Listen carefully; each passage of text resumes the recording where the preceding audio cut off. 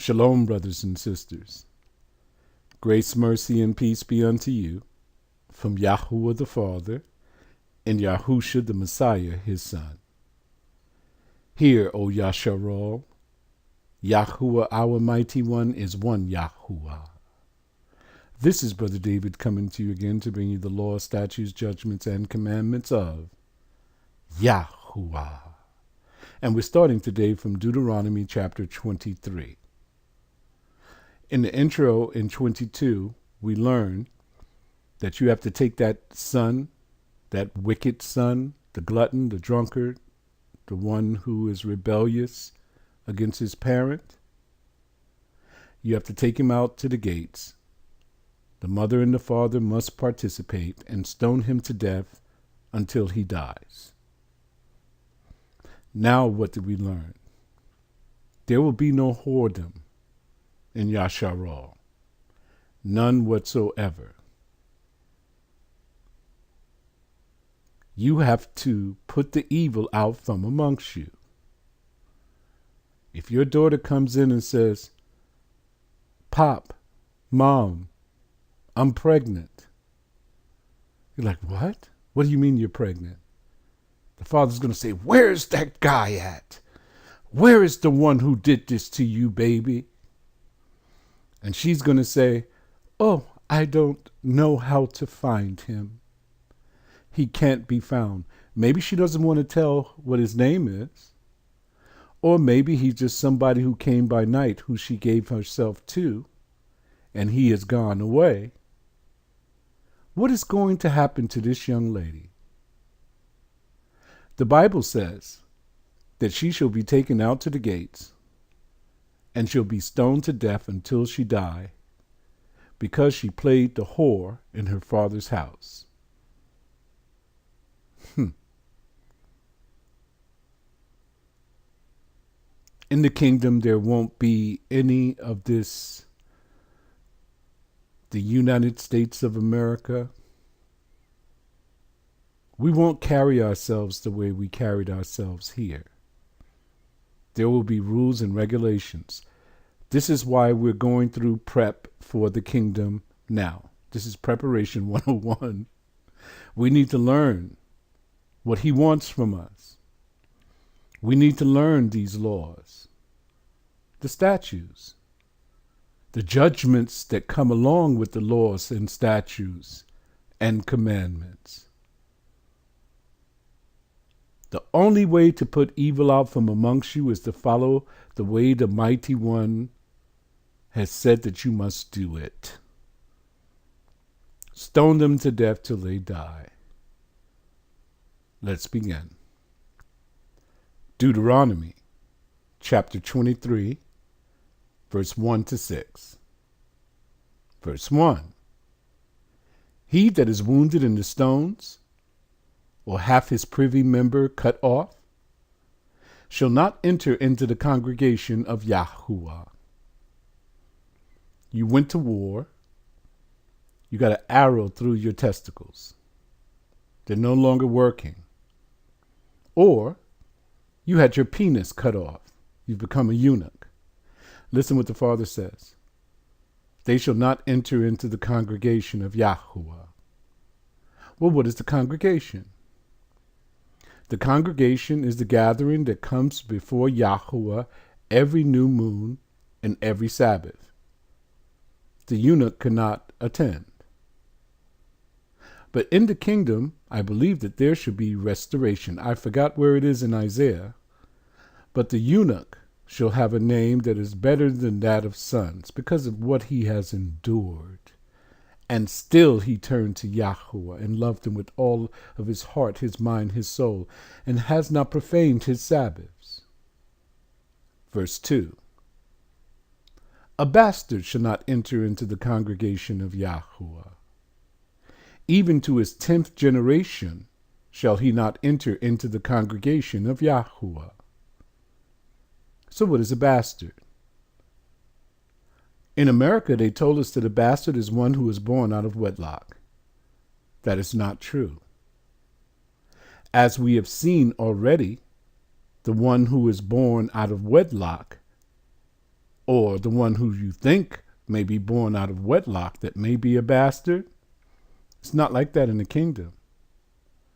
Because if this young lady gets pregnant and you can't find the man who has done so, she's played the whore in her father's house, and she would be stoned to death until she dies. So there's no little kids without fathers running around like that, right? Unless the father died in battle.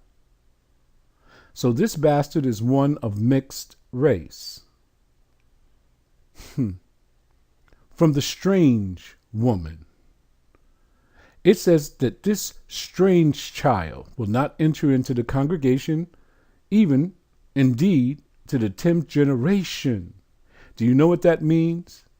That means he'll never enter into the congregation. He'll never be able to come before Yahuwah on the new moons and the Sabbaths. Why is that? 10 generations is 1,000 years. When our Mashiach comes and cleanses the land, gathers us and brings us back that we shall dwell safely, we shall dwell there for 1,000 years. After the 1,000 years is up, the Father will create a new heaven and a new earth. That means that this bastard, this child that is born of the strange woman, he will never enter into the congregation. Verse 3. An Ammonite or a Moabite shall not enter into the congregation of Yahuwah. Indeed, even to their 10th generation shall they not enter into the congregation of Yahuwah forever. So you see the word that it uses at the end for the Ammonite and the Moabite? Forever. Why is that? Verse 4 gives you the explanation. Because they met you not with bread and with water in the way. Anyone who does not take care of you, when the Father comes to get us and taking us back into that land, anyone who does not meet you with bread, water, and all their stuff on the way, the Father says he's going to utterly destroy them. When they came forth out of Egypt, and because they hired against thee Balaam, the son of Beor, of Pethor, of Mesopotamia, to curse thee.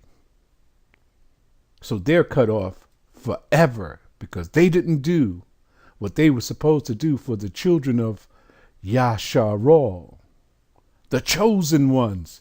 That's you, brothers and sisters. The Father has set you above all people upon the earth. All you have to do is gravitate towards these laws, statutes, commandments, embrace them, apply them, and live your life for Him. You will be above all people. And it's not a bad thing. I've been doing it for years, brothers and sisters. I've moved myself away from the world. I see things now that I've never seen before. This world is twisted. This is truly the matrix. Gravitate towards Yahuwah. Leave this crazy existence alone. Verse 5. Nevertheless, Yahuwah thy mighty one would not hearken unto Balaam. But Yahuwah thy mighty one turned the curse into a blessing unto thee. This is what he does. When others will curse thee, the Father will turn it into a blessing. Because Yahuwah thy mighty one, he loved who? You. Verse 6. Don't you seek their peace or their prosperity all the days of your life. Don't seek their substance. Don't try to make friends with them forever. Verse 7. Here we are. Now you're going to see the error in all of the persons who came before us, the ones who say that they are Yasharal. Look at their error. Verse 7. Thou shalt not abhor an Edomite. What did you say, Brother David? I said, thou shalt not abhor an Edomite. Well, what does that word abhor mean? Thou shalt not hate an Edomite. Is this a commandment, Brother David? Yes, it is. Well, why are we not supposed to hate them, Brother David? For he is thy brother. Does this put all of the foolishness that these Israelites, these camps are putting out there, does this put it away? The Father told you not to hate an Edomite because he's your brother. Is the white man your brother? He comes from a term that they use in academia, Neanderthal, which we know is really the seed, another bloodline that is upon the earth. If the Father put this bloodline from Adam here, who put the other bloodline here? They're the seed of the fallen ones.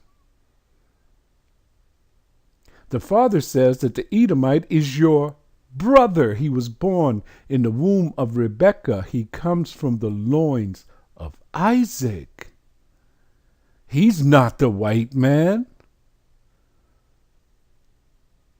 Thou shalt not abhor an Egyptian.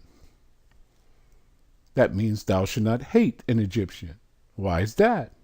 Because thou was a stranger in his land. Remember, they fed us, right? And then they took us captive. But he says, don't you hate them. Verse 8, the children that are begotten of them shall enter into the congregation of Yahuwah in their third generation. We mixed with a lot of the Egyptians. Did you know that? The Father says, in the third generation, they can come before Yahuwah. You know, the curse is over in the third or the fourth generation. 300 years later, they can enter in. Do you see how important it is to study the law? Everything is about the law. This whole book that you have is about the law. It's not a compilation of little stories like the Europeans have made it. It's about the law. Verse 9. When the host goeth forth against thine enemies, then keep thee from every wicked thing. When you go out to war and you're in your camps, he said, stay away from everything that is wicked.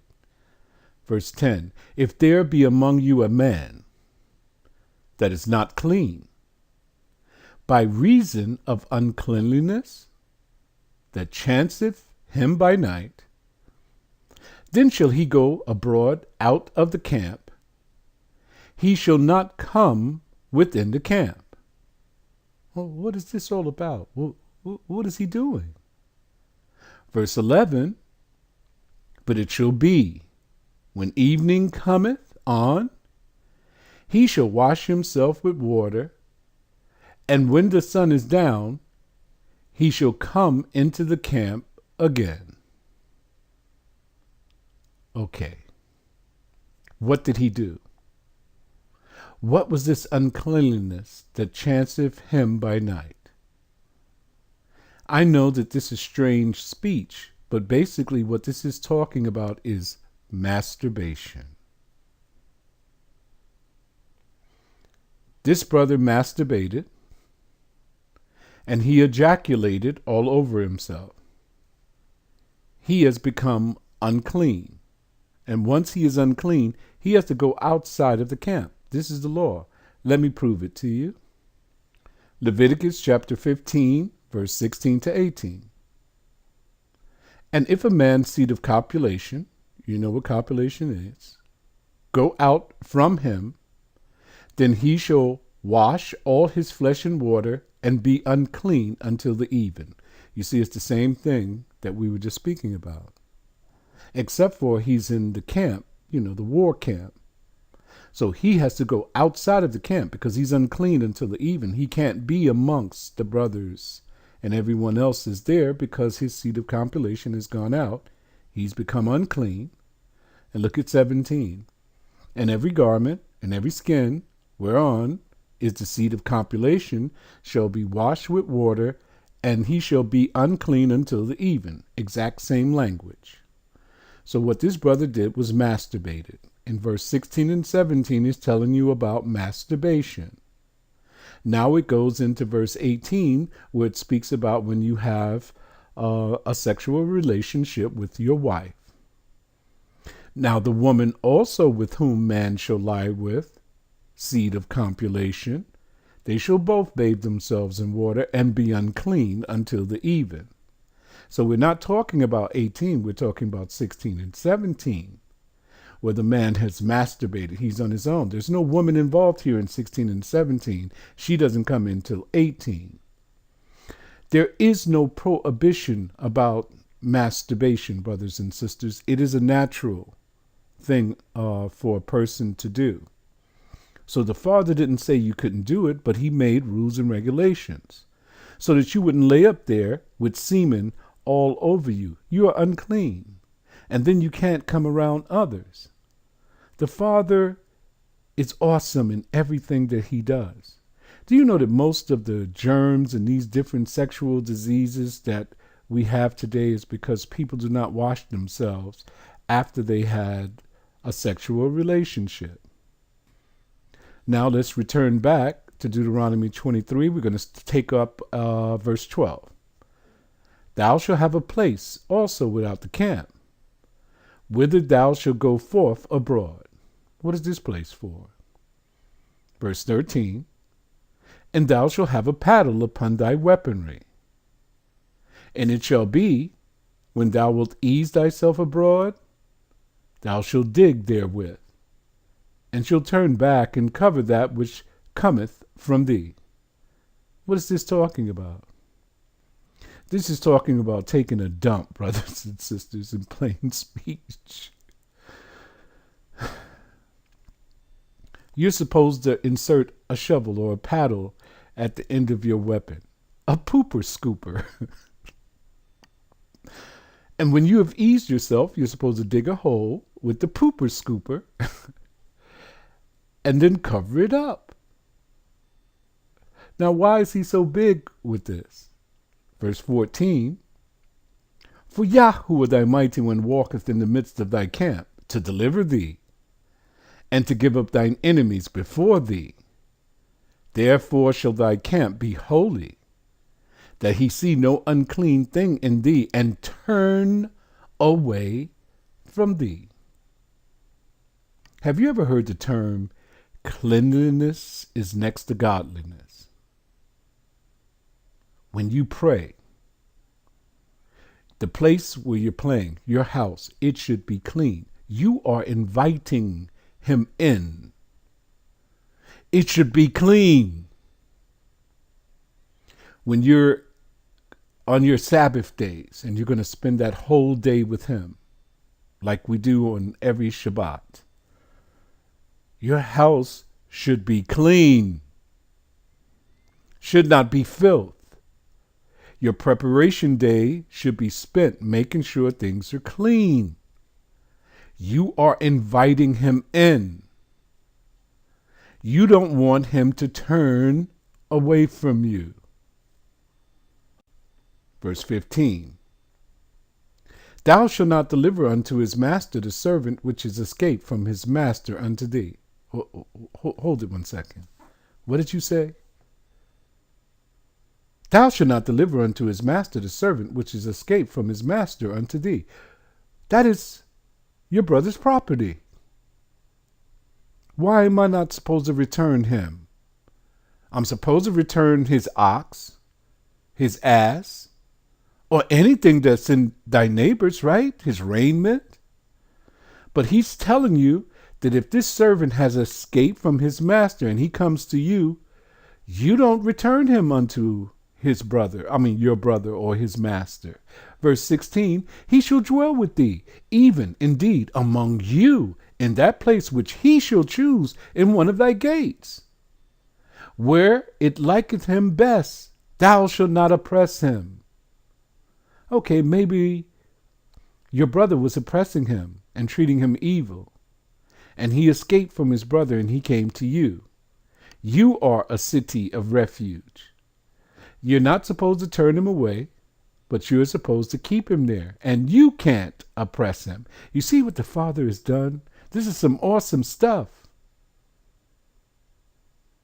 It didn't happen like that here in America. If you escape from your master and ran into another slave master's, they'll probably hang you. You were not but merchandise unto them. But the father says, no, you can't oppress these people. You have to give him a place to dwell with you. This is totally different than what we know. Verse 17, there shall be no whore of the daughters of Yasharal, nor a sodomite of the sons of Yasharal. Well, we know that already. We know the penalty for whoredom, but this sodomite guy, same penalty. There will not be any peanut butter packers in the kingdom. There won't be any fruity people in the kingdom. Nothing effeminate that is a man shall be in the kingdom. If they were there or they come in, what is going to happen to them? They shall be stoned to death until they die. Verse 18. Thou shalt not bring the hire of a whore or the price of a dog into the house of Yahuwah for any vow. For even both these are an abomination unto Yahuwah thy mighty one. Now, what does this mean? It says, thou shalt not bring the hire of a whore. So I'm not supposed to vow what? I'm going to vow to the Levites and to the priesthood. Well, I'm going to purchase you a whore. I'm going to pay for her already. And that's going to be my vow to you. Is that what it's saying? That's what it seems to be saying. Or the price of a dog. I don't understand that one. But let's just keep it for what it says. Don't bring the price of the dog or a hire of a whore into the house of Yahuwah for any vow. So don't make a vow with these things, because these are abominations. Verse 19. Thou shalt not lend usury to thy brother. Listen to the key word here, or key words, thy brother. You cannot lend making a profit off your brother. Usury of money, usury of victuals, or just to make sure that you got this thing together. Usury of anything that is lent upon usury. You can't do that to your brother. If he needs $100, you give him $100. If he's going to pay it back, he has to pay back $100. If 7 years pass and he hasn't paid you back that $100, you have to let him go. During that time, in that 7 years, while he still owes you that money, you can't go to his house and try to take it.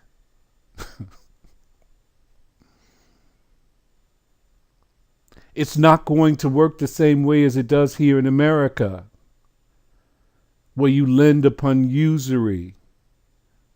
You borrow 100, you have to pay back 110, 15, or 20. That's not going to be in the kingdom. You can't do that to your brother. Verse 20, unto a stranger thou mayest lend you upon usury. Here's the stranger again. I told you, you're the head and not the tail. You can make merchandise out of the stranger here. If he borrows 100, you can charge him 110. 7 years later, if he hasn't paid you your 110 back, you can still exact it again. But unto thy brother thou shalt not lend upon usury. See, he's making this clear. That Yahuwah thy mighty one may bless thee in all that thou settest thy hand to, in the land whither thou goest to possess it. The Father says he's going to bless you if you lend to your brother without usury. Verse 21.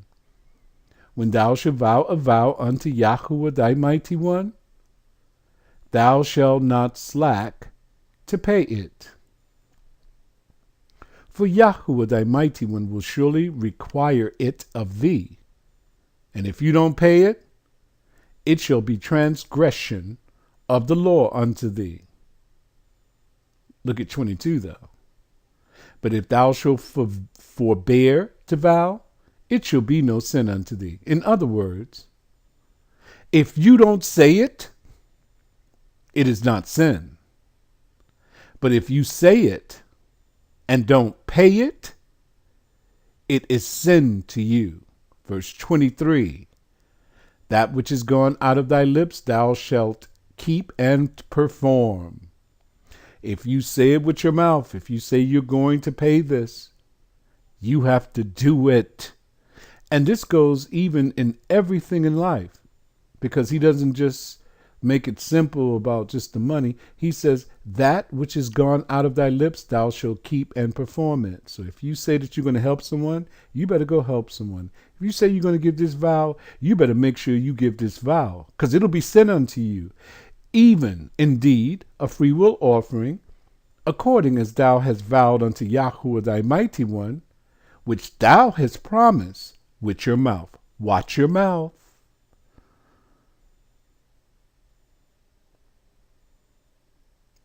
Don't try to look big in front of people. If you don't have it, don't vow it. Don't try to look towards the next harvest or something like that and say, I'm going to pay my vow then, and you don't know if the harvest is going to come in right.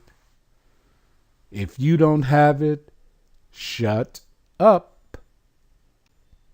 Verse 24. When thou comest into thy neighbor's vineyard, then thou mayest eat grapes thy fill at thine own pleasure, but thou shalt not put any into thy vessel. What are you talking about, Brother David?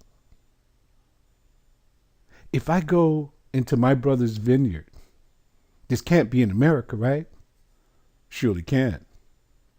If I go into one of the vineyards here in the European country and say I'm going to pick the grapes and eat to my fill, they're going to come at me with shotguns. The police will be waiting for me outside.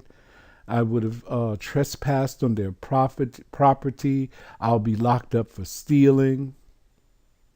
Not in the kingdom. The Father is going to bless us with such vast storehouses. And the reason that he has blessed you so much is that this is your so-called welfare system. No one goes hungry in the kingdom. So your vineyards are just not for you. They're for the stranger, the fatherless, and the widow also. They're for your brother. So anyone at any time can go into your vineyard and eat grapes until he is full at his own pleasure. This is the law, brothers and sisters. But look what you can't do. You can't go hiring an 18-wheeler and come in and load up as much grapes as you want and go try to make merchandise out of your brother's property. You can't put them in your bag or basket. You can only eat there until you're filled. Verse 25. When thou comest into the standing corn of thy neighbor, then thou mayest pluck the ears with thine hand. But thou shalt not move a sickle unto thy neighbor's standing corn. When I read this reminds me of the story in the New Testament where our Mashiach was coming through the cornfields. The scribes and the Pharisees, they saw them plucking the corn and eating it. Note, they didn't accuse them of stealing the corn, did they? What they accused them of was plucking corn on the Sabbath. So you see, they knew this law. Our Mashiach told them that says he is the Lord of the Sabbath. He's the master of the Sabbath.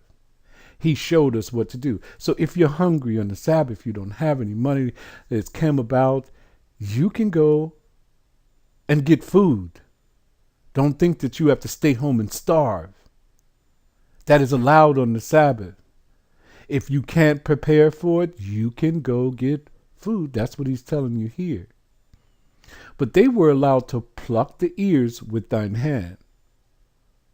He says you can't put the sickle unto thy neighbor's standing corn. You know what the sickle is? When you bring it in the harvest, it's a long pole with a metal blade at the end, a long hooked metal blade where they cut down the stalks, right? And bring in the harvest. He says you can't bring a harvest in your brother's property. He knows he's talking to black folks. Because you know how we do. If we find out that it's lawful, we go overboard. You may get you an 18-wheeler, get all the grapes you want. You'll go bring the sickle in and start cutting down an acre of his land so that you can have the corn and make it into grain, and you'll go out there and sell it to someone else. You can't do those things, but the Father allows you to eat until you're filled. These laws are awesome. It's not like America. Continue to chapter 24. Let's look at some more. Shalom.